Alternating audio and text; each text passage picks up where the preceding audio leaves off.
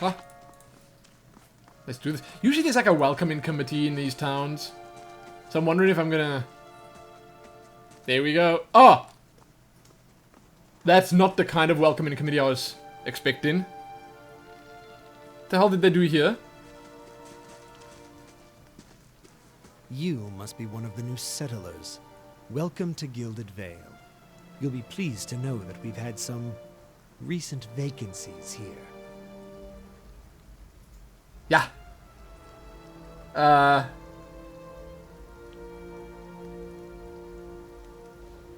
Do you welcome everyone in this way? The only answer you hear is the buzzing of flies from the tree. Of course, we'll need to make some inquiries first. The inestimable Lord Radric VII has taken great pains to insulate our town from Widewind's legacy. Have you ever conceived a hollow-born child? What? A hollow-born child? What is he even on about? Yeah, let's ask. An infant born without a soul, of course. Lord Radric has made it his first priority to eliminate this scourge from our village. Who are they to say? How are they to know? I should warn you, stranger. Here in Gilded Vale, we have a special place for dissidents, charlatans, and those who would hide a curse in our midst.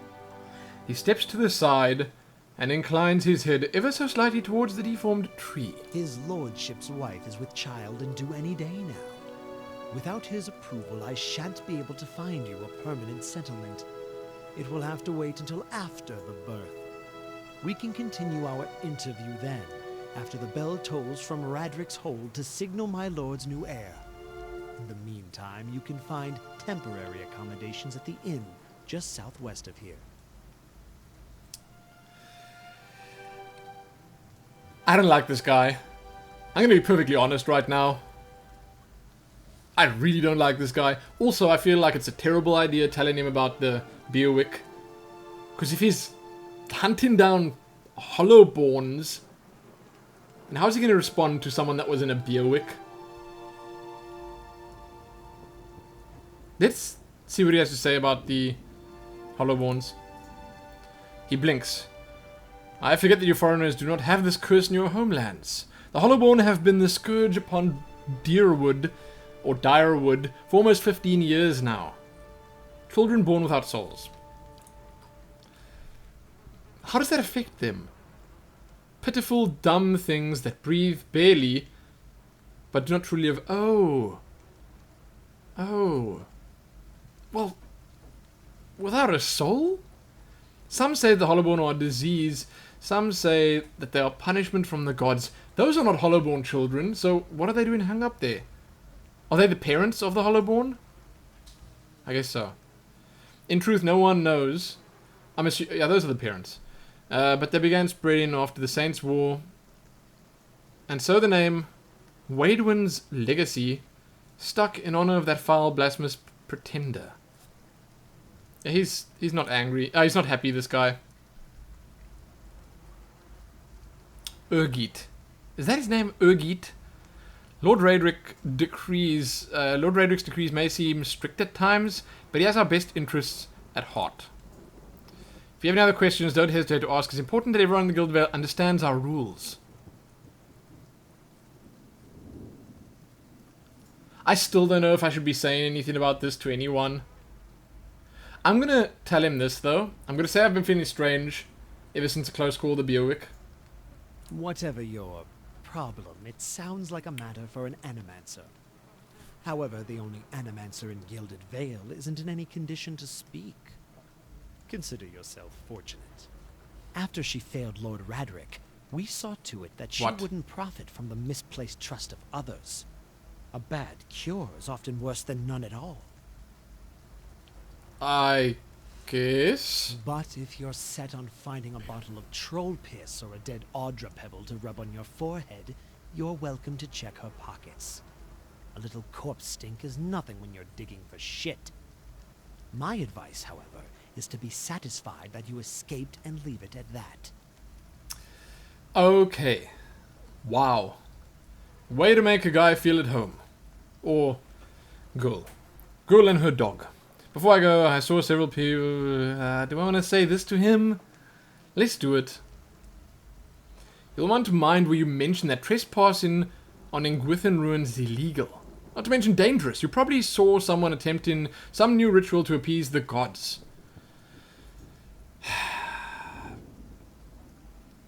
Oh, was that another BioWare when they finished? Have they been causing the BioWares? I don't know. I'm just gonna say... Look. Let's say this.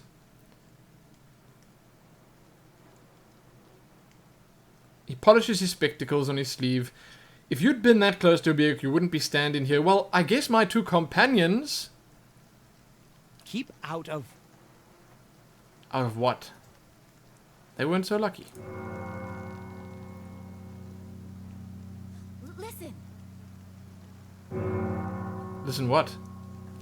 What's going on? Let that be the last. 3. Gods have mercy. It seems your arrival is ill-timed. Okay. Why? 3 bells toll only for the death of a Radric. I fear Lord Radric's heir is lost, or else Hollowborn, and so lost all the same. You should tread carefully. Circumstances have changed a great deal. What do you mean? You come to us at a time of mourning. The legacy has struck at the heart of the Gilded Vale. Our efforts to redeem ourselves in the eyes of Berath must be redoubled. What happened? I'll know more details when the messengers arrive. The vagaries of childbirth, perhaps, but that is not your concern. Does this affect the Lord's offer to new settlers? Look, I was never planning on settling anyway, so I guess we're gonna get some rest in the inn, as he says. Oh, after we pick the pockets of the lady in the tree. Can we do that? Oh. There's some stairs leading down there. Sellsword, archer. Oh! I thought it said elder, but it says eater. Scattered between the roots are bracelets of twine and bead. Wilt-in flowers and notes half erased by the rains. Oh, so he was obviously not being serious about me going through her pockets. Of course. Of course. My eyes are peeled. I mean, I was gonna do that. I was good and ready to do that. Things are bound to get worse now. No doubt. So what is this then? The temple. Beneath these vines are crude carvings of a sun rising over 3 stars. Child? Eh? Papa says the temple is cursed. Is that Papa over there? No problem. He's got a different coloured bar. Whoa! As you near, you feel a vibrant history contained in the essence of this man's soul. What? Voices from its past seem to call to you. Reach out. You see a pennant waving tall and sluggish in the wind, a rising sun embroidered on the banner, the vanguard of a small troop of paladins. The atmosphere is buoyant, if restricted, and their armor has not yet been tarnished by the elements. This This expedition is fresh, young, filled with zest and zeal. At their head stands a commander, awkward in full armor, but determined in step. Despite the excitement of his fellows, he does not smile. There's a twist to his mouth. His countenance grim, not grin. He throws up a hand, halting his troops. Silence falls amongst them, revealing a dark thunder deep and low. He orders them to ready their weapons and spread out. Eyes dart from horizon to horizon, next twisting to see the source of the sound. In the distance, dust and lightning rise from the ground as Stygian clouds race towards them overhead. Soldiers stand. Only the staccato movement of their breath betraying their nerves. Commander closes his eyes, calling a blessing down on his troops. Invigorated, invincible, they wait as the enemy draws closer, poised to attack. Oh, this is a godlike. Ah, cool. So I don't actually get to talk to this guy. Look, that's a little strange. Maybe the godlikes project images onto people and he actually just doesn't want to talk to me right now. He's just busy projecting. Look, I don't know. I don't know, but I'm stealing the Berith spell. Should I go to the inn first? I think so. Oh, Aloth.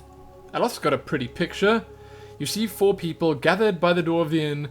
Their raised voices and chopping gestures suggest an argument reaching its climax. First figure raises his hands for calm. His face is partially obscured by a hood, but his heightened stature suggests an elf. I meant no offense. Let's put this matter to rest over a round, shall we? My treat. Hoping to soothe our pride with a few Adira coppers, eh? We don't need your coin. Do I ask what's going on, or do I try be rational? I'm gonna try be rational. Just... No, this... it's tough. No. I'm gonna be rational.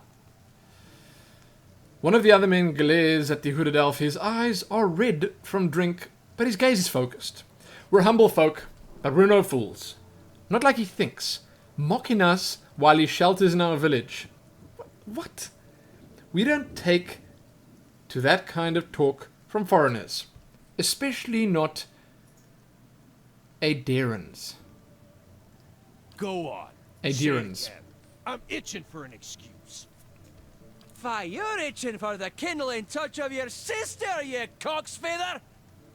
What? I'll cut that barrel-licking tongue out of your head. What's he even saying? This is a misunderstanding. I didn't say whatever it is you think I said. We've nigh quarrel. Huh? Why is he speaking like a dwarf half the time? That's where you're wrong. I don't think attacking him is such a good idea. Let's try be diplomatic. This is unnecessary. Wouldn't you rather be inside drinking than out here arguing? We don't want your charity either, foreigner. They squint at you through red, bleary eyes. Sounds suspiciously like you're defending him. Ah! You've got to be kidding. Just like that, I'm slaughtering angry townsfolk. Okay, take these ones out first. I gimped that one. He just exploded into chunks of meat. That one too. As the last of the attackers falls, the elf turns to you, the tension almost gone from his smooth face. Not quite how I hoped to get to know the neighbors. Thank you for your timely assistance with that awkward situation. I'm glad I could help. Courtesy is a rare pleasure in these parts, though your accent suggests that you are no more local than I. He straightens his hood, and you note the remains of frayed embroidery on his gloves. His boots are caked with the dirt of many months of travel, but the leatherwork beneath is sturdy and fine. I suppose introductions are in order after that little fiasco. Aloth Corvusser, at your service. Tell me about yourself. I guess I could just jump I'm a in. wizard by training, and an adventurer by necessity. I was born in the Seathwood, part of the mainland of the Adir Empire, and both of my parents Adir. served the nobility, which afforded me an education for which I am grateful. However, there were no open positions in those houses, and So I decided to seek new means in a new land. And how exactly did you come to be here? I was traveling the caravan, but we were separated near some In ruins. Gwithan ruins? Well, those can be dangerous places during the best of times, which these are not. In half the locals would arrest you for trespassing and the rest would kill you outright. I'm curious, what exactly did you find there? Interesting. I'm gonna tell him I found a Beerwick. And you survived? I've heard such a thing was impossible. But it seems you either have a knack for timing or the favor of the gods. Interesting that I don't get to elaborate on that any further. I don't need to tell him everything just yet. He seems like he could be a party member. What are you doing in the Gilded Vale? Excellent question. I came looking for fresh air and cheap land. Instead, the magistrate gave me directions to the inn and a story about the local lord's expectant wife. But I take it that's a familiar tale. Pretty much. Look, I'm not a settler, and I don't think I need to lie to him. I don't need to tell him the full truth, but I don't need to lie. Indeed. The local lord has searched far and wide for similar specialists. And he has rid himself of them almost as desperately. I expect that such expertise would be best sought elsewhere. How did you manage to cross these drunks? I'm afraid that was a matter of misunderstandings and mistranslations. It doesn't help that people in these parts remember their war with Adir like it was yesterday.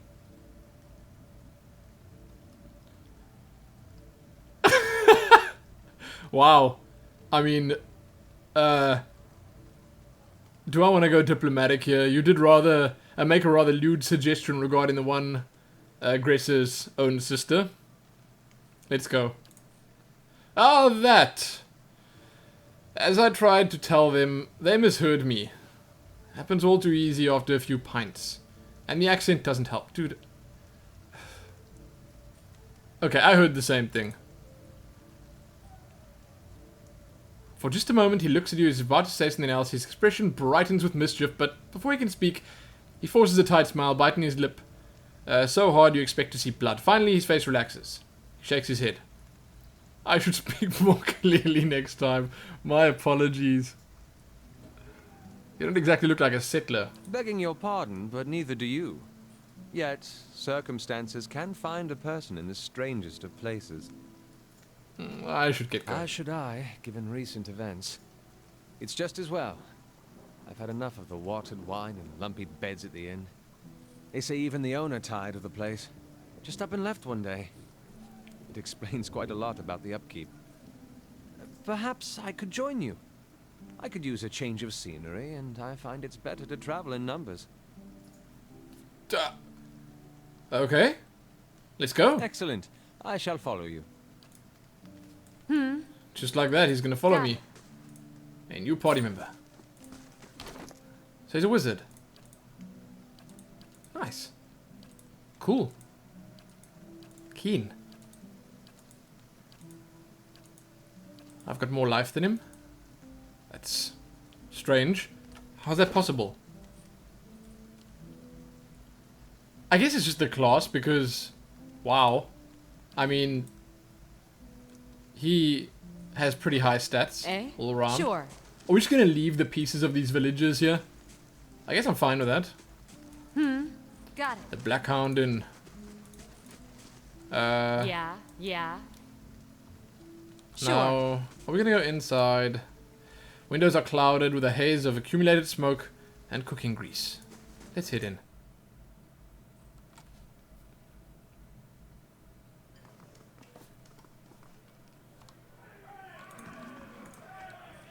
Floorboards are sticky with the spills that no one has bothered to clean.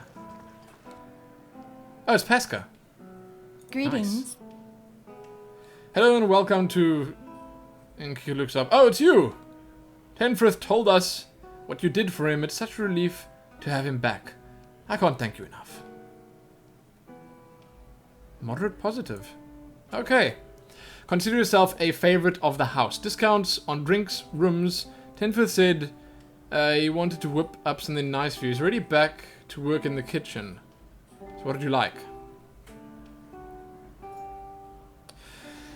This is, if I'm not mistaken, where you hire new party members. So you can click here, and then you can go into the character creator, and you can make a party member for yourself.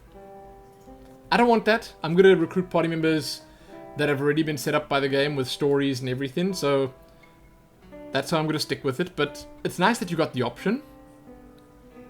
I'd like to know more about the Black Hound. Really? Well, let me see. The actual building's been here for years, but the Black Hound's fairly new. We get a lot of faces in here too. Fewer than we used to, I'll admit. 10 for it's a big draw. Sure, we'll get big crowds back again in no time. I used to work the tables, actually, until the old owner up and left. Nobody sure what happened to him, even left his poor hound behind. Aww. That's the name. See? The Black Hound. It's still sitting upstairs. Pining after him. Poor old girl. No! Don't tell me that. Place ended up in my hands somehow. My very own inn. A lot of hard work involved, but it's been worth it so far. Please sit where you like. Would you like a drink? Or a room? We have 2 available at the moment. I'm afraid we can't offer much by the way of a good meal today. Unless you're fond of cold porridge. Let's see what she has for sale.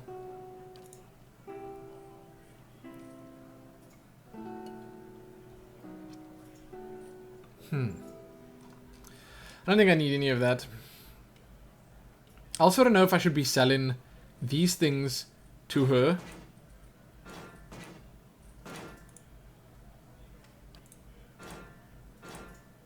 I guess. Thing is, I got a lot of space still. So what I'll do is I'll sell just a couple. And then I'll save a few for in case I can sell it for more somewhere else. Nice. So obviously, I don't want to buy an adventurer. Obviously, it fills up her store almost instantly. How many camping supplies do I have? I think I got like 3 or 2 or 3. I'm gonna have a look around right now, and then I'm gonna have a rest in one of the rooms. I'll see what I can find. Check this out. All in server. I don't need to speak to any of these people.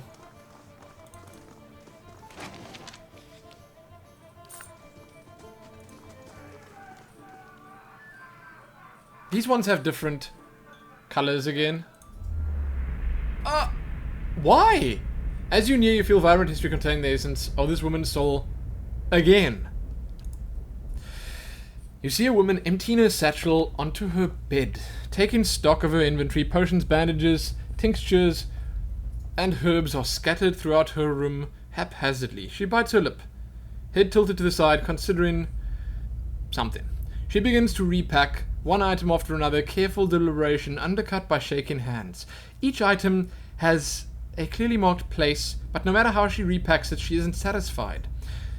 The shaking worsens as she emptied it out once more, one hand held to her mouth.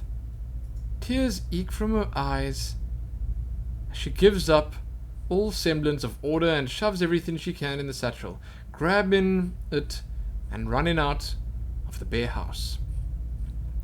Straightening her back as she walks to the docks, chin high, eyes hard and red. A gangly young elf offers his condolences, but she can't see him for the ocean ahead of her. She wanders the docks, offering her services as a doctor to anyone who will listen, anyone holding out on high tide. Less than an hour later, she watches her childhood disappear in the distance, a tiny speck of an island, and tries not to jump. That sounds pretty bad. But who are these people? Selena Vertivo and Strom Brightblade. You see a group of young men standing around a makeshift practice target. This man stands in the middle of them explaining the construction and use of a bow. He holds it up, pointing out each part as he speaks about it and what it does. He then walks away from the target, telling them to remain where they are, and takes his place about 200 feet away. He carefully lines up a shot, explaining what he's doing, and as he does, he lets the arrow fly. It hits the target, dead center, much to the surprise and delight of the boys near it. He smiles, walking towards the boys, talking about proper stance and how to more effectively hold a bow. A noise comes from the tree line near their practice venue, and he stops, scanning the woods, blue eyes squinting against the sun. A shadow moves, making its way through the forest behind them. He draws an arrow, lines up the shot, carefully tracking motion of the hidden creature. Loosing an arrow, he wastes no time and quickly grabs another. The boys spin, watching the arrow fly into the forest, immediately lost amongst the trees. There's a sudden explosive movement in the undergrowth as a deer erupts from the tree line, running across the edge of the clearing. The boys laugh, turning to joke with the man about his lousy shot. He was probably not shooting at the deer. They stop talking, seeing him holding the bow and leading the deer with a knocked arrow.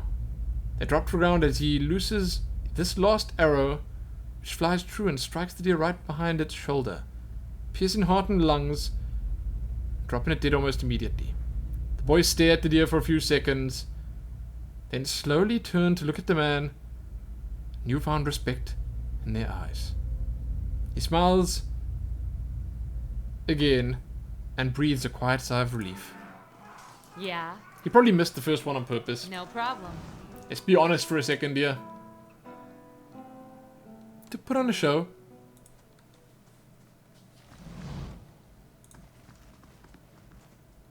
What is this?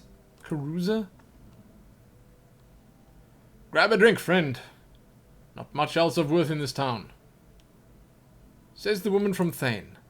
Hey, we said we wouldn't mention Thane. Okay, whatever that means. In guest. Do they really not care that I'm just looting and pillaging here? So this one's going to cost me a lot to open. And what I'm going to do is I'm going to make a note. I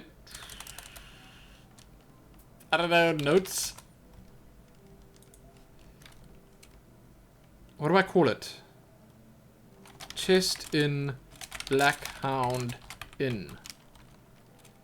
Gilded Vale. Cool. I like this. I like the note system. So these are more of those. Deslok Nanjatep. You see a man soar through the air, hitting a nearby wall with a nauseating crunch. He doesn't get up. His attacker, a burly, clean-cut warrior with a carnivorous grin, turns and shoves his fist into the stomach of another assailant, removing another from the impromptu brawl. The bar is a whirlwind of elbows, knees, fists, and feet with no end in sight, and he's in his element. Okay. In the corner, three smaller men speak quietly, throwing malicious glares at the larger man in the center. He breaks a chair over a tattooed head, cackling. The trio positioned themselves in three parts of the room, and with a tense nod they charge. Unfortunately for them, the man sees them come in, something in his eyes burns brightly, and all three slump to the ground in agony. That's all in their minds.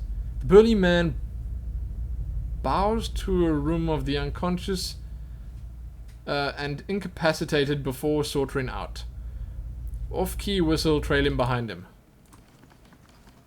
Interesting. Shane shakes Mulrian. You see an emaciated boy in chains, black holes for eyes, staring sightlessly at a wall. A man in a dark coat walks in, a scroll, an oddly shaped quill in his hand. The boy glances at him, expressionless, A corpse waiting for animation. Okay. Man clucks at him. Disapproval clear in his throat. Boy stands, limbs hanging. Man takes the quill and begins to write on the boy's chest, copying sharp angular symbols from the scroll. Child doesn't flinch as the quill digs into his skin, drawing blood as it goes. Wizard finishes with a flourish and barks some arcane command, setting the symbols to glow dully. Boy cries out, knees hitting the ground, the stone hard, his chest burning black and red. Finally, the glow disappears, leaving only hard black scars etched into his skin. He slumps sideways, twitching, eyes facing the back of his skull. The wizard grunts, kicking him on the leg on his way out. Boy lies on the floor until dawn, his eyes still black holes, the twitches growing into convulsive shakes. What is that even? This is the guy? He's obviously called Shakes. Sila Amin. You see a long empty road cutting through two large crop fields. The air is silent, and the land seems too still for early afternoon. This woman walks slowly on the road, leading a horse, cautiously looking around. She seems to sense something wrong, but is unable to discern what it is. She stops, sniffing the air, her nose high. Her brow crinkles as she casts about, looking for something. The air is clean, no cloud. She sniffs again, still looking around, confusion clouding her face, mouthing a single word. Fire? She looks out across the fields, her confusion turning to fear. She holds her hand up to block the sun from her eyes, scans the fields again, not finding what she was looking for. But she jumps onto her horse, the fear quickly becoming panic. She kicks, sending the horse shooting down the path, which bends around some trees to where the farmhouse should be. Should be? She pulls up short, horror now in residence on her face as she stares at the burned and charred mess that used to be her family home. Tears in her eyes, she kicks again, race into the rubble. That's terrible. Why do I have to keep listening to all these grim stories? Oh! It's the Black Hound. Oh, he's so cute. Oh. Sound stares intently at the covered window, head cocked as if waiting to hear a particular sound. It looks up when you approach and whines a low note, tail wagging slightly. Sorry, girl, I don't think he's coming back. I could use a good dog. Here, girl. Pet the dog. The dog whines softly again, head tilting. Well, you can come with me. Maybe we'll find him on the way. Dog's ears perk up, it trots over to you and barks happily. Eh? What? What? What's in my inventory?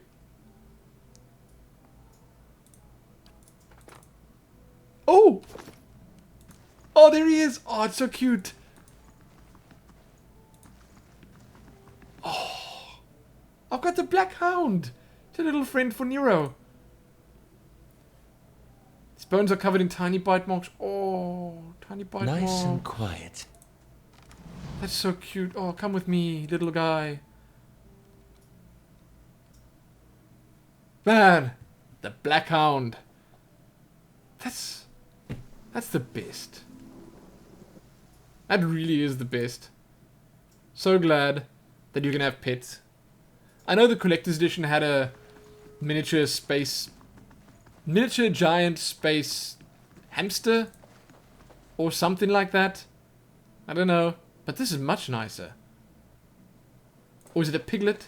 Like, I seriously don't know. But I'm super happy about this one, at least. So this one I can open. Sure. And I'm going to. Yes. Whoa. Duelist set. That's cool. I don't know how to use it, but... Can I? Yeah. Nice and quiet. Why does he say nice and quiet? I want to hear my own character's voice. Not that guy. Whatever. Okay, we're done here. Roaches scatter and flee under the crates. Nice. So this is it? That's it. Down we go. Must not forget about that chest there. That's why I made a note about it, obviously. But I will come back for it. Oh, little puppy following me around. Way too handsome. Way too happy about it. Ah, there he is. Tenfrith. What's happening, friend? Ah, it's you, my savior. Makes a sweeping gesture to indicate the kitchen around you. It's good to be back. Don't think I'll let this go unrewarded. I have decided that you have earned the right to learn one of my most closely guarded secrets. My dearest recipe. After this, you will eat nothing else. Savory pie to keep you hale and hearty. May it serve you well in your travels. Thank you. No problem. I will name a dish in your honor. That truly is a great honor. Spoons hang by the fire, coated in brownish gunk. Nice and quiet. That doesn't sound good. So now I think we're gonna rest. We have seen the entirety of the inn, which is not very much. Good day, stranger. Like a room, please. We got 400. Let's buy the... This one gives you extra mechanics. Let's get the laborer's rest. Oh, Nero.